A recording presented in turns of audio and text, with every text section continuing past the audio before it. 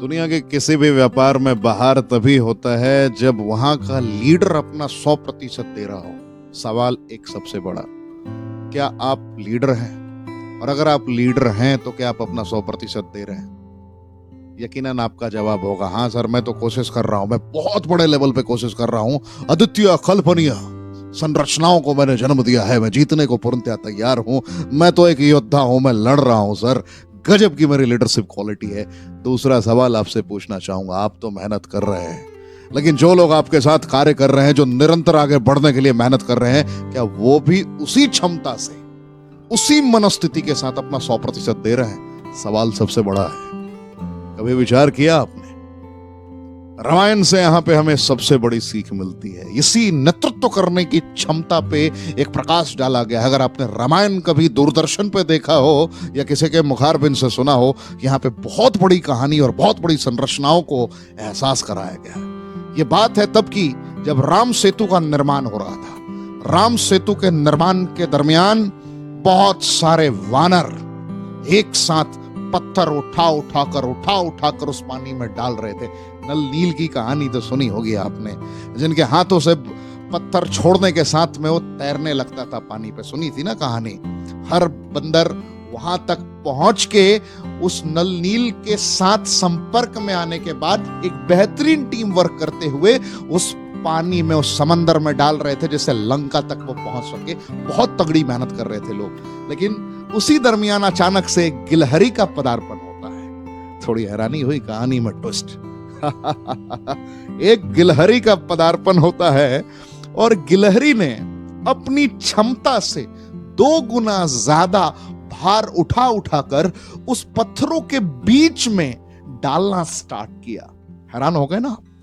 बार बार उसने कोशिश किया। बंदरों की नजर गई। बंदरों ने कहा कि ये गिलहरी छोटी सी क्या कर रही है। बंदरों ने उसका उपहास उड़ाया, बंदरों ने उसका मजाक बनाया।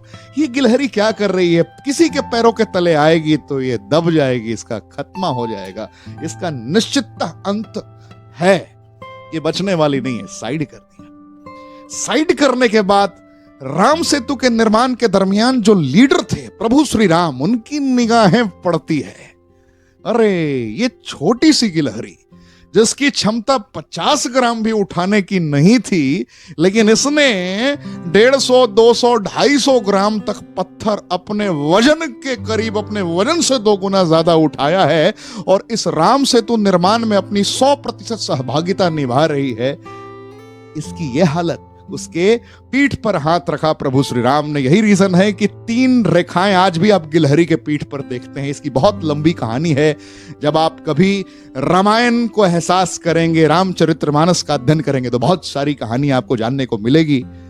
यहां पर सबसे बड़ी सीख हमें यह मिलती है कि प्रभु श्री राम ने वहां पर यह प्रमाणित किया और एहसास कराया लोगों को, और लोगों ने भी महसूस किया, यानी कि उन बंदरों ने भी महसूस किया कि मेरी क्षमता अगर 1000 केजी वेट उठाने की है तो मैं सिर्फ 500 केजी ही वेट क्यों उठा रहा हूं? सबसे बड़ा सवाल था, क्योंकि गिलहरी की क्षमता तो सिर्फ 50-60 ग्राम उठाने की थी, लेकिन उसने तो 150-200 ग्राम उठा लिया था। लेकिन जिनकी 1000 केजी उठाने की क्षमता थी, वो बेचारे अपना सिर्फ और सिर्फ 500 ग्राम उठा रहे थे, 500 केजी उठा रहे थे।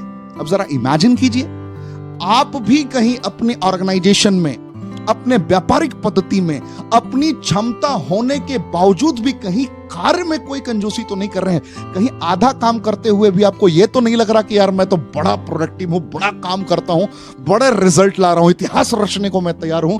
कहीं आपकी भी ऐसी सिचुएशन तो नहीं है?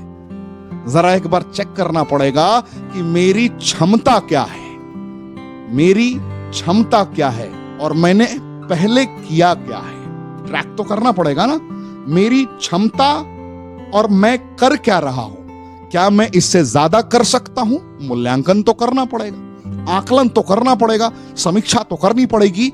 मेरी क्षमता क्या है, मेरी स्ट्रेंथ क्या है, मेरी खूबियां क्या है, क्या मैं उन खूबियों का पूर्णतः इस्तेमाल कर पा रहा हूं और क्या मैं अपनी खामियों को दूर कर पा रहा हूं अपनी जिंदगी में।